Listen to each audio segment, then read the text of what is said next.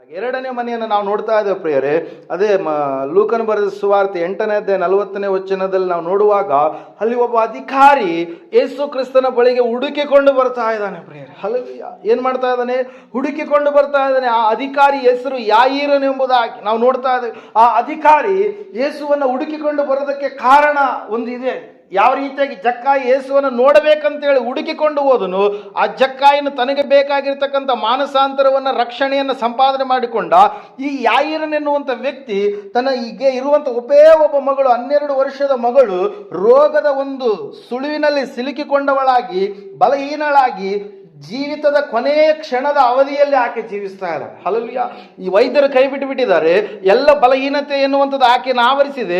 ಅವರಿಗೆ ಗೊತ್ತಾಗಿದೆ ಇನ್ನೂ ಸ್ವಲ್ಪ ಹೊತ್ತಿನಲ್ಲೇ ಆಕೆ ಸಾಯ್ಲಿಕ್ಕಿದ್ದಾಳೆ, ಆಕೆ ಬದುಕುವಂಥ ಒಂದು ಯಾವುದೇ ಲಕ್ಷಣಗಳಲ್ಲಿ ಕಾಣಿಸ್ತಾ ಇಲ್ಲ. ಅಂತಹ ಸಮಯದಲ್ಲಿ ವೈದ್ಯರ ಮೊರೆ ಹೋಗಿ ಅನೇಕವಾದಂಥ ಏನಂತ ಹೇಳ್ತೀವಿ ಪ್ರಯೋಜನಗಳು, ಬೇರೆ ಬೇರೆ ಮಾರ್ಗಗಳು ಏನಿದಾವೋ ಅವೆಲ್ಲವುಗಳನ್ನು ಮಾಡಿದಾದ ಮೇಲೆ ಜಕ್ಕಾಯನಿಗೆ ಉಳಿಯಿತು.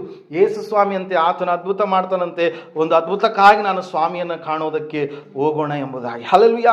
ದೇವರು ವಾಕ್ಯ ಹೇಳುತ್ತೆ, ಸತ್ಯವೇದ ಹೇಳುತ್ತೆ ಪ್ರಿಯರೇ, ಯಾಯೀರನು ಹೊರಡ್ತಾ ಇರಬೇಕಾದ್ರೆ ಸ್ವಾಮಿಯನ್ನ ಕಂಡು ಸ್ವಾಮಿಯ ಬಳಿಯಲ್ಲಿ ತನ್ನ ಭಿನ್ನಹವನ್ನ ಹೇಳಿಕೊಳ್ತಾ ಇದ್ದಾನೆ. ಒಂದ್ಸಾರಿ ವಚನವನ್ನು ಓದಿಕೊಳ್ಳೋಣ. ತೆಗೆದಿದ್ದೀರಾ? ಲೋಕನ ಬರೆದ ಸುವಾರ್ತೆ 8ನೇ ಅಧ್ಯಾಯ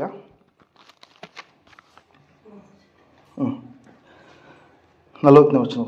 ಯೇಸು ಹಿಂತಿರುಗಿ ಬಂದಾಗ ಜನರೆಲ್ಲರೂ ಆತನನ್ನು ಕಾದುಕೊಂಡಿದ್ದು ಸಂತೋಷದಿಂದ ಸ್ವೀಕರಿಸಿದರು.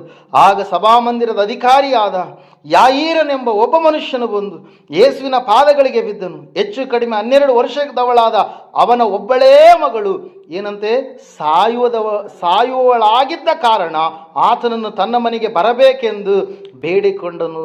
ಆತನು ಹೋಗುತ್ತಿರುವಲ್ಲಿ ಜನರು ಗುಂಪು ಗುಂಪಾಗಿ ಆತನನ್ನ ಇರಿಕಿಸುತ್ತಿದ್ದರು ಎಂಬುದಾಗಿ. ಹಲ್ಲೆಲೂಯಾ. ನಾವು ನೋಡ್ತಾ ಇದ್ದೇವೆ ಸ್ಪಷ್ಟವಾಗಿ ವೈದ್ಯನಾಗಿರ್ತಕ್ಕಂಥ ಮತ್ತೆ ಚರಿತ್ರಕಾರನಾಗಿರ್ತಕ್ಕಂಥ ಲೂಕನು ಸ್ಪಷ್ಟವಾಗಿ ತಿಳಿಸ್ತಾ ಇದ್ದಾನೆ, ಬರಿತಾ ಇದ್ದಾನೆ.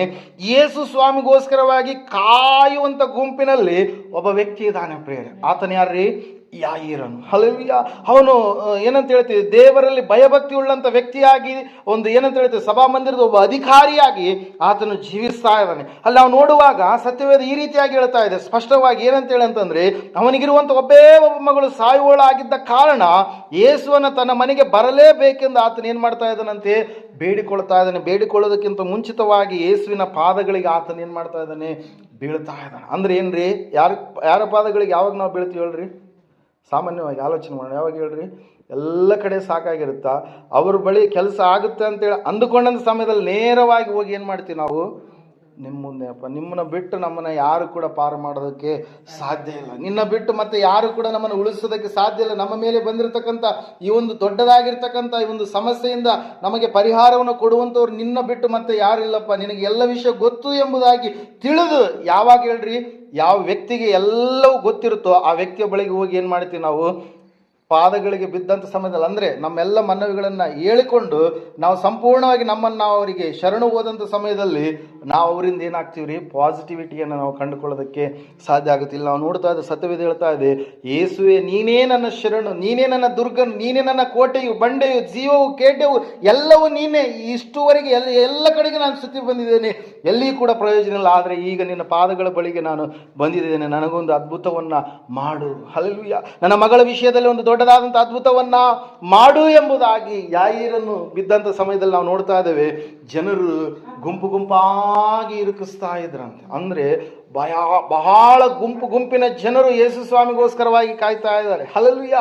ಯೇಸು ಸ್ವಾಮಿಯಿಂದ ಬರುವಂಥ ಮಾತುಗಳನ್ನು ಕೇಳಿಸಿಕೊಳ್ಬೇಕು, ಆತನಿಂದ ಸ್ವಸ್ಥತೆಯನ್ನು ಹೊಂದಿಕೊಳ್ಳಬೇಕು, ಆತನಿಂದ ಬಿಡುಗಡೆಯನ್ನು, ದೆವ್ವಗಳು ಬಿಟ್ಟು ಹೋಗ್ತವೆ, ಆತನಿಂದ ಬಿಡುಗಡೆಯನ್ನು ಹೊಂದಿಕೊಳ್ಳಬೇಕು, ವಿಮೋಚನೆಯನ್ನು ಹೊಂದಿಕೊಳ್ಳಬೇಕು, ಕಣ್ಣು ಕಾಣುವಂಥ ಸ್ಥಿತಿಯನ್ನು ನಾನು ಗ್ರಹಿಸಿಕೊಳ್ಬೇಕು, ನನ್ನ ಕಣ್ಣುಗಳು ಕಾಣಬೇಕು, ನನ್ನ ಕಾಲುಗಳು ನಡೆಯಬೇಕು, ನನ್ನ ಕೈಗಳು ಸರಿಯಾದ ರೀತಿಯಲ್ಲಿ ಆಗಬೇಕು, ನನ್ನ ಅವಯವಗಳಲ್ಲಿರ್ತಕ್ಕಂಥ ಎಲ್ಲ ದೋಷಗಳು ನೀಗಿ ಹೋಗಬೇಕು. ಅದಕ್ಕಾಗಿ ಸ್ವಾಮಿಯ ಬಳಿಯಲ್ಲಿ ಗುಂಪು ಗುಂಪಾಗಿ ಜನರು ಬಂದಿದ್ದಾರೆ ಪ್ರಿಯರೇ. ಆತನನ್ನ ಪ್ರವಾದಿ ಎಂಬುದಾಗಿ ಜನರು ನೆನೆಸ್ತಾ ಇದ್ದಾರೆ, ಒಬ್ಬ ವೈದ್ಯನೆಂಬುದಾಗಿ ಜನರು ನೆನೆಸ್ತಾ ಇದ್ದಾರೆ, ಆತನನ್ನು ಅದ್ಭುತಗಳನ್ನು ಮಾಡುವಂಥ ವ್ಯಕ್ತಿ ಎಂಬುದಾಗಿ ಜನರು ನೆನೆಸಿ ಆತನ ಸನ್ನಿಧಾನಕ್ಕೆ ಬಂದಿದ್ದಾರೆ. ದೇವರು ಆತನಲ್ಲಿ ಇದ್ದಾನೆ, ಆತನೇ ದೇವರು ಎನ್ನುವಂಥ ಗ್ರಹಿಕೆ ಉಳ್ಳವರಾಗಿ ಕೆಲವರು ಆತನ ಸಮೀಪಕ್ಕೆ ಬಂದಿದ್ದಾರೆ. ಪ್ರೇರಲ್ಲಿ ನಾವು ನೋಡ್ತಾ ಇದ್ದೇವೆ, ಸತ್ಯವೇದ ಹೇಳ್ತಾ ಇದೆ ಸ್ಪಷ್ಟವಾಗಿ, ಅಂತಹ ಸಮಯದಲ್ಲಿ ಯಾಯೀರನು ಹೆಂಗಂತೆ ಸ್ವಾಮಿಯ ಪಾದಗಳಿಗೆ ಬಿದ್ದು ತನ್ನ ಕಷ್ಟವನ್ನೆಲ್ಲ ಹೇಳ್ಕೊಂಡಿದ್ದಾದ ಮೇಲೆ ಯೇಸು ಸ್ವಾಮಿ ಆ ಮನೆಗೆ ಹೋಗೋದಕ್ಕೆ ಸಿದ್ಧವಾಗ್ತಾ ಇದ್ದಾರೆ. ಪ್ರಿಯರೇ, ಹಲ್ಲೆಲೂಯಾ. ಹೋಗ್ತಾ ಇರಬೇಕಾದ್ರೆ ಒಂದು ಸುದ್ದಿ ಬಂತು.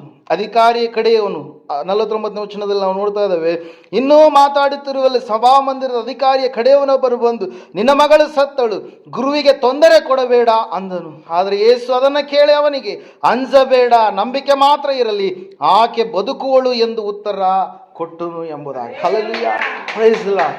ನೋಡ್ರಿ, ಯಾವುದಾದ್ರೂ ಸಮಯದಲ್ಲಿ ನಮಗೆ ಸಾವಿನ ಸುದ್ದಿ ಬಂದಾಗ, ಎಂತಹ ಪರಿಸ್ಥಿತಿಗಳ ಸಮಯದಲ್ಲಿ ನಾವು ಇದ್ದಾಗಲೂ ಕೂಡ ಆ ಸ್ಥಳವನ್ನು ಅವ್ರನ್ನ ಬಿಟ್ಟು ನಾವೇನು ಮಾಡ್ಬಿಡ್ತೀವಿ, ಹೋಗ್ತೀವಿ. ಹಲ್ಲೆಲೂಯಾ. ಇಲ್ಲಿ ಯಾಯೀರನಲ್ಲಿರ್ತಕ್ಕಂಥ ವಿಶ್ವಾಸ, ಯಾಯೀರನಲ್ಲಿರ್ತಕ್ಕಂಥ ಒಂದು ನಂಬಿಕೆ, ಯಾಯೀರನಲ್ಲಿರ್ತಕ್ಕಂಥ ದೇವರ ಮೇಲೆ ಪರಿಪೂರ್ಣವಾದಂಥ ಪ್ರೀತಿ ಎಷ್ಟರ ಮಟ್ಟಿಗೆ ಇದೆ ಅಂತಂದ್ರೆ, ಯೇಸು ಸ್ವಾಮಿಯಿಂದ ಬರುವಂಥ ಒಂದೇ ಒಂದು ಮಾತಿಗೋಸ್ಕರವಾಗಿ ಕಾಯ್ತಾ ಇದ್ದಾನೆ. ಹಲ್ಲೆಲೂಯಾ. ಆ ವ್ಯಕ್ತಿಯನ್ನು ಮರಣದ ವಾರ್ತೆಯನ್ನು ತೆಗೆದುಕೊಂಡು ಬಂದ ಯೇಸು ಸ್ವಾಮಿ ಹೇಳ್ತಾ ಇದ್ದಾರೆ ಏನಂತೇಳಿ, ಆಕೆ ಸತ್ತಿಲ್ಲ, ಆಕೆ ಬದುಕ್ತಾಳೆ, ಆಕೆಗೆ ಪುನಃ ಜೀವ ಬರಲಿಕ್ಕಿದೆ, ಆಕೆ ಬದುಕುವಳು, ಆದರೆ ಅಂಜಬೇಡ, ನಿನಗೆ ನಂಬಿಕೆ ಮಾತ್ರ ಇರಲಿ. ಯಾವ ಒಂದು ನಂಬಿಕೆಯಿಂದ ಮೊದಲನೇದಾಗಿ ನೀನು ಬಂದಿದ್ದೀ ಅದೇ ನಂಬಿಕೆಯನ್ನ ನೀನು ಹೆಚ್ಚಿಸಿಕೊಂಡು ಉನ್ನತವಾದ ಸ್ಥಿತಿಯ ಕಡೆಗೆ ಹೋಗಬೇಕು ಹೊರತಾಗಿ ನಂಬಿಕೆಯಲ್ಲಿ ಅಪನಂಬಿಕೆಯನ್ನ, ನಂಬಿಕೆಯಲ್ಲಿ ಏನಂತ ಹೇಳ್ತೀವಿ ಕಡಿಮೆಯಾದಂಥ ಸ್ಥಿತಿಯನ್ನು ನಿನ್ನ ಜೀವಿತದಲ್ಲಿ ಪುನಃ ನೀನೇನು ಮಾಡಬಾರ್ದು, ಆ ಲಕ್ಷಣವನ್ನು ಹೊಂದಿಕೊಳ್ಳೋದಕ್ಕೆ ಹೋಗಬಾರ್ದಿಲ್ಲ. ನಾವು ನೋಡ್ತಾ ಇದ್ದೇವೆ, ಯೇಸು ಹೇಳಿದಂಥ ಮಾತಿಗೆ ಸಂಪೂರ್ಣವಾಗಿ ವಿಧೇಯತೆಯನ್ನು ತೋರಿಸ್ತಾ ಇದ್ದಾನೆ. ಪ್ರಿಯರೇ, ಹಲ್ಲೆಲೂಯಾ. ಯಾರ್ರೀ? ಯಾಯೀರ. ಹಲ್ಲೆಲೂಯಾ.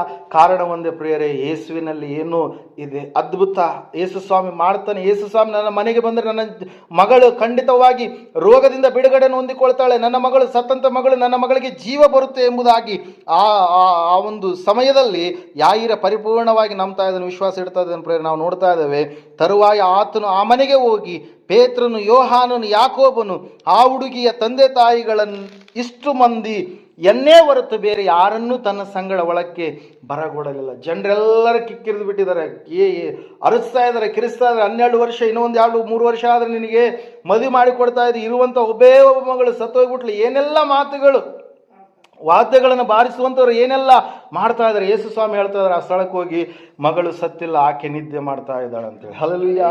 Praise the Lord. ದೇವರ ದೃಷ್ಟಿಯಲ್ಲಿ ಏನ್ರಿ, ಮನುಷ್ಯರ ಸಾವು ದೇವರಿಗೆ ಏನ್ರಿ, ಅದು ನಿದ್ರೆಗೆ ಸಮಾನ. ಯಾಕಂದ್ರೆ ದೇವರು ತನ್ನಲ್ಲಿ ನಂಬಿದವರನ್ನ ಆತನು ಮರಣ ಹೊಂದಿದ್ರೆ, ಅವರು ನಿದ್ರೆಗೆ ಜಾರಿದ ಸಮಯದಲ್ಲಿ ಬಹುಮಾನಕ್ಕೋಸ್ಕರವಾಗಿ ತನ್ನ ನಂಬಿದಂಥ ಮಕ್ಕಳನ್ನು ಎಬ್ಬಿಸಿದ್ರೆ, ಆತನು ಸತ್ತು ಹೋದಂಥವ್ರು ಅಂದರೆ ದೇವರನ್ನು ನಂಬಲಾರದೆ ಸತ್ತು ಹೋದಂಥವರನ್ನ ಶಿಕ್ಷೆಗೋಸ್ಕರವಾಗಿ, ನ್ಯಾಯ ತೀರ್ಪಿಗೋಸ್ಕರವಾಗಿ ಅವ್ರನ್ನ ಏನು ಮಾಡ್ತಾನೆ, ಆತ ಎಬ್ಬಿಸ್ತಾನೆ. ಹಲ್ಲೆಲೂಯಾ. ಮನುಷ್ಯನು ತಾನು ಮಾಡಿದಂಥ ಪಾಪಗಳು ಯಾರಿಗೂ ಗೊತ್ತಿಲ್ಲ ಅಂತೇಳಿ ಎಲ್ಲರ ಮುಂದೆ ಮುಚ್ಚಿಡ್ಬೋದು, ಆದರೆ ದೇವರಿಗೆ ಯಾವುದು ಕೂಡ ಮುಚ್ಚಿಡೋದಕ್ಕೆ ಸಾಧ್ಯ ಇಲ್ಲ. ದೇವರು ಎಲ್ಲವನ್ನು ಏನು ಮಾಡ್ತಾನೆ, ಆತ ತೋರಿಸ್ತಾನೆ. ಹಲ್ಲೆಲೂಯಾ. ನಿನ್ನ ಜೀವಿತದ ಅವಧಿಗಳಲ್ಲಿ ನೀನು ಯಾವ್ಯಾವ ರೀತಿಯಾಗಿ ಜೀವಿಸಿದೋ, ಯಾವ್ಯಾವ ರೀತಿಯಾಗಿ ಪಾಪಗಳನ್ನು ಮಾಡಿದೋ, ಎಲ್ಲವನ್ನ ದೇವರು ಏನು ಮಾಡ್ತಾನಂತೆ, ಚಿತ್ರಿಸ್ತಾನೆ. ಅದೆಲ್ಲವುಗಳನ್ನು ನಮಗೆ ತೋರಿಸ್ತಾನೆ. ಡಿಸ್ಪ್ಲೇಲಿ ನಾವು ಟಿವಿಯಲ್ಲಿ ಹೆಂಗೆ ನೋಡ್ತೀವಲ್ಲ ಸಾಕ್ಷಿಗಳು, ಅದೇ ರೀತಿಯಾಗಿ ಎಲ್ಲವುಗಳನ್ನು ದೇವರು ಆವತ್ತಿನ ದಿವಸ ತೋರಿಸ್ತಾನೆ. ಪ್ರಿಯರು, ಅದಕ್ಕಾಗಿ ನಾವು ನೋಡ್ತಾ ಇದ್ದೇವೆ, ಸತ್ಯವೇದ ಹೇಳ್ತಾ ಇದೆ, ನಿದ್ರೆಗೆ ಜಾರಿದಾಳ. ಯಾರು? ಯಾಯೀರನ ಒಬ್ಬೇ ಒಬ್ಬ ಮಗಳು. ಸತ್ಯವೇದ ಹೇಳ್ತಾ ಇದೆ ಸ್ಪಷ್ಟವಾಗಿ, ಯೇಸು ಆ ಮನೆಯ ಒಳಗಡೆ ಹೋಗ್ಬೇಕಾದ್ರೆ ತನ್ನ ಸಂಗಡ ಇರ್ತಕ್ಕಂಥ 3 ಶಿಷ್ಯರು, ಪ್ರಿಯರೇ, ಪೇತ್ರ, ಯೋಹಾನ, ಯಾಕೋಬ, ಯಾವಾಗಲೂ ಕೂಡ ನಾವು ನೋಡ್ತಾ ಇದ್ದೇವೆ ಆತ್ಮೀಯ ಒಂದು ಸ್ಥಿತಿಯಲ್ಲಿರ್ತಕ್ಕಂಥ 3 ಶಿಷ್ಯರು. ಉಳಿದಿರ್ತಕ್ಕಂಥ 9 ಜನರಿದ್ದಾರೆ, ಅವರು ಔಟರ್ ಸರ್ಕಲಲ್ಲಿದ್ದರೆ ಇನ್ನರ್ ಸರ್ಕಲಲ್ಲಿ ಯೇಸುವಿನ ಸಂಗಡ ಯಾವಾಗಲೂ ಕೂಡ ಇರುವಂಥವ್ರು ಯಾರ್ರೀ? ಪೇತ್ರ, ಯೋಹಾನ ಮತ್ತು ಯಾಕೋಬ. ಇವರನ್ನ ಕರೆದುಕೊಂಡು ಆ ಮನೆ ಒಳಗಡೆ ಹೋದ ತಂದೆ ತಾಯಿ. ಹಲ್ಲೆಲೂಯಾ. ಎಷ್ಟು ಜನ ಆದ್ರಿ? 3 ಜನ. ಅವರು ಮತ್ತೆ ಸತ್ತು ಹೋಗಿರ್ತಕ್ಕಂಥ ಹುಡುಗಿಯ ತಂದೆ ತಾಯಿ 6 ಜನ ಇದ್ದಾರೆ. ಅವರ ಮಧ್ಯದಲ್ಲಿ ಯಾರಿದ್ದಾರೆ? ಯೇಸು ಕ್ರಿಸ್ತನಿದ್ದಾನೆ. ಹಲ್ಲೆಲೂಯಾ. Praise the lord. 6ನೇ ದಿವಸದಲ್ಲಿ ಮಣ್ಣು, ಯಾವ ಮಣ್ಣಂತೆ? ನೆಲದ ಮಣ್ಣನ್ನು ತೆಗೆದುಕೊಂಡು ದೇವರು ಜೀವಶ್ವಾಸವನ್ನು ಊದಿದಾಗ ಮನುಷ್ಯನೇನಂತೆ ಬದುಕುವ ಪ್ರಾಣಿಯಾದ. ದೇವ್ರ ವಾಕ್ಯದಲ್ಲಿ ನಾವು ನೋಡ್ತಾ ಇದ್ದೀವಿ, ಈ 6 ಜನರ ಮಧ್ಯದಲ್ಲಿ ಆ ಒಂದು ಹೆಂಗಿದೆ ರೀ, ಮಣ್ಣಿನೋಪಾದಿಯಲ್ಲಿದೆ, ಶ್ವಾಸ ಇಲ್ಲ. ಹಲ್ಲೆಲೂಯಾ. ಹೆಂಗಿದೆ ರೀ? ಮಣ್ಣಿನೋಪಾದಿಯಲ್ಲಿ ಇರ್ತಕ್ಕಂಥ ಶರೀರ ಶವ, ಆ ಶವಕ್ಕೆ ದೇವ್ರು ಏನು ಮಾಡ್ತಾ ಇದ್ದಾನ್ರಿ? ಜೀವವನ್ನು ಕೊಡ್ತಾ ಇದ್ದಾನೆ ಪ್ರಿಯರೇ. ಹಲ್ಲೆಲೂಯಾ.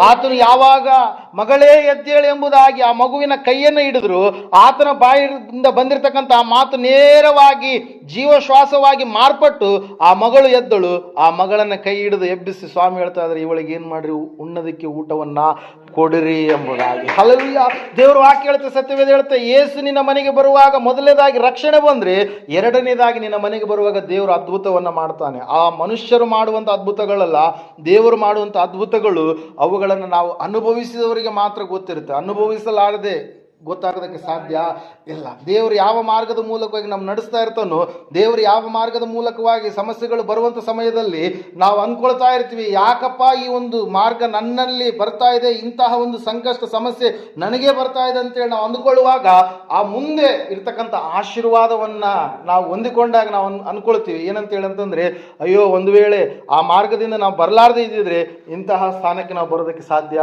ಇರ್ತಾ ಇರಲಿಲ್ಲ. ಹಲ್ಲೆಲೂಯಾ. ಆ ಮಾರ್ಗ, ಆ ಒಂದು ಕಷ್ಟಗಳ ಮಾರ್ಗದಿಂದ ನಾವು ಬರಲಾರದೆ ಇದ್ದಿದ್ರೆ ಇಂತಹ ಒಂದು ಉನ್ನತವಾದ ಸ್ಥಾನದಲ್ಲಿ ನಿಲ್ಲೋದಕ್ಕೆ ಸಾಧ್ಯ ಇರ್ತಾ ಇರಲಿಲ್ಲ. ಅದಕ್ಕಾಗಿ ದೇವರು ವಾಕ್ಯ ಹೇಳುತ್ತೆ, ಸತ್ಯವೇದ ಹೇಳುತ್ತೆ ಪ್ರಿಯರೇ, ದೇವರು ನಮ್ಮನ್ನು ಅನೇಕ ಸಂದರ್ಭಗಳಲ್ಲಿ ಶೋಧಿಸ್ತಾನೆ, ನಮ್ಮನ್ನು ಪರೀಕ್ಷಿಸ್ತಾನೆ.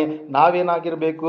ಸಂಪೂರ್ಣವಾಗಿ ದೇವರಲ್ಲಿಯೇ ಇದ್ದುಕೊಂಡು, ದೇವರೇ ನನಗೆ ಇದ್ರೂ ಇಲ್ಲಾರ್ದು ಇದ್ರೂ ಕೂಡ ನೀನೇ ನನಗೆ ಬೇಕು ಎಂಬುದಾಗಿ ಯೋಬನ ಒಂದು ಸಾಕ್ಷಿ ಉಳ್ಳವರಾಗಿ ನಾವು ಜೀವಿಸುವಂಥವರು ಆಗಬೇಕು ಪ್ರಿಯರಲ್ಲಿ. ನಾವು ನೋಡ್ತಾ ಇದ್ದೇವೆ, ಸತ್ಯವೇದ ಹೇಳ್ತಾ ಇದೆ ಸ್ಪಷ್ಟವಾಗಿ ಏನಂತ ಹೇಳಂತಂದ್ರೆ, ಎರಡನೇ ಮನೆಗೆ ಆಹ್ವಾನ ಮಾಡಿದಾಗ, ಎರಡನೇ ಮನೆಗೆ ಯೇಸು ಸ್ವಾಮಿ ಹೋದಾಗ ಅದ್ಭುತ ನಡೀತು. ಹಲ್ಲೆಲೂಯಾ.